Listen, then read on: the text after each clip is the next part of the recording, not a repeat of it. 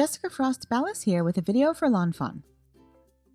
Today I'm creating a cheery birthday shaker card, so let's get started. I'm using the Scalloped Fringe border die, and I die cut a bunch of strips from raspberry, apricot, sticky note, cilantro, tide pool, and moonstone cardstock. To start, I take a full A2 4 1/4 by 5 1/2 panel of white cardstock and add adhesive across the entire panel. Then I layer my fringe strips in rainbow order from the bottom to the top. I keep each strip a little over 1/4 inch apart as I layer them to make sure you can't see any of the white cardstock peeking through. And I also offset them so the layers won't all be lined up the same.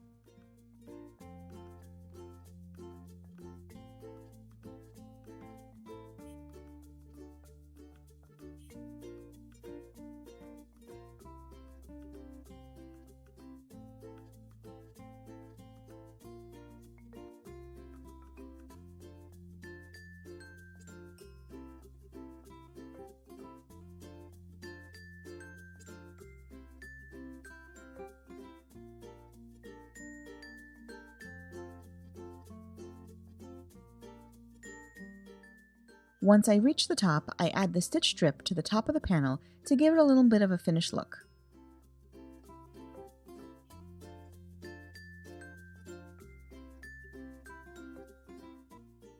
Then I trim off the overhang and keep those pieces for later.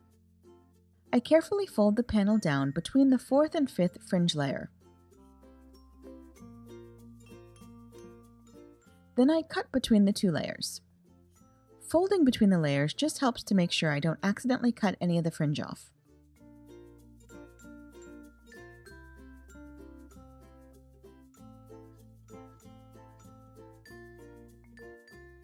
Next, I stamp the piñata and candy from Year 7 with Copic-friendly black ink. I color everything with Copic markers in shades matching the cardstock colors. I keep things simple and use just 2 markers for each color in the piñata and 1 marker for the pieces of candy. Once I finish coloring, I die cut everything with the coordinating dies.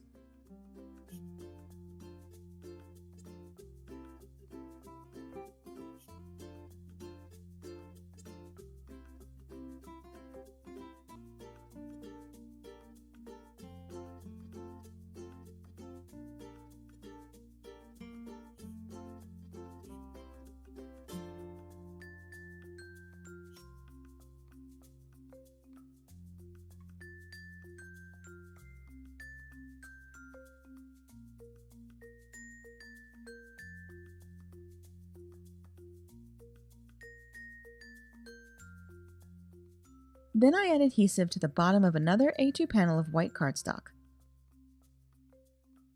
I adhere the larger fringe piece to the bottom of the A2 panel. I also die cut the giant Happy Birthday to You die 3 times from black licorice cardstock and once from black sparkle cardstock and adhere them together.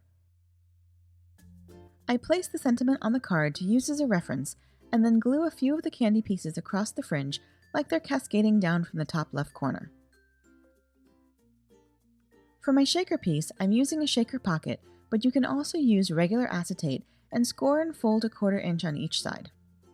The shaker pocket is just a little faster and easier to work with. So first, I fold along the score lines and then remove the protective film on top. I line up the fringe panel in the middle of the shaker and turn it over. Then I remove the adhesive from 3 sides of the shaker pocket and fold them down to adhere them to the back of the fringe panel.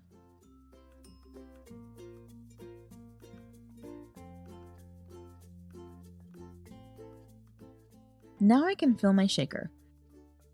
I take my leftover fringe pieces and cut along the fringe to create little square pieces of rainbow confetti.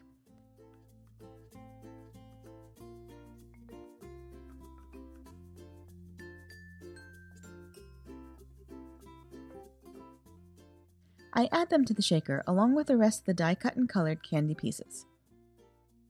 Then I remove the adhesive from the last side of the shaker pocket and adhere it to the fringe panel to seal up my shaker.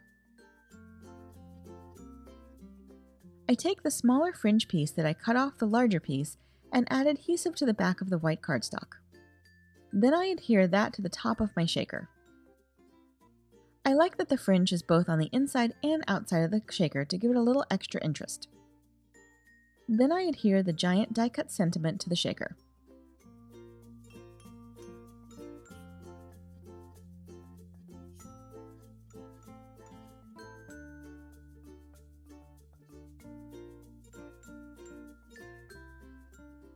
Finally, I die-cut a second piñata from white cardstock and sandwich a piece of lime green hemp twine between the two die cuts.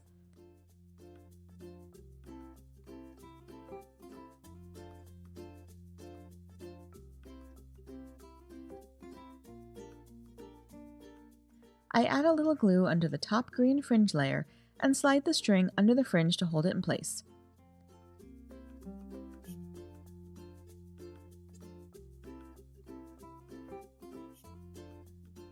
That allows the piñata to swing back and forth independently of the confetti shaker pieces. And that's it! I hope you enjoyed today's video, and if you did, I'd love for you to give it a thumbs up and leave a comment. Be sure to subscribe to the lawnfawn channel for even more crafty inspiration. Thanks so much for watching, and until next time, have an amazing day and happy crafting. Bye!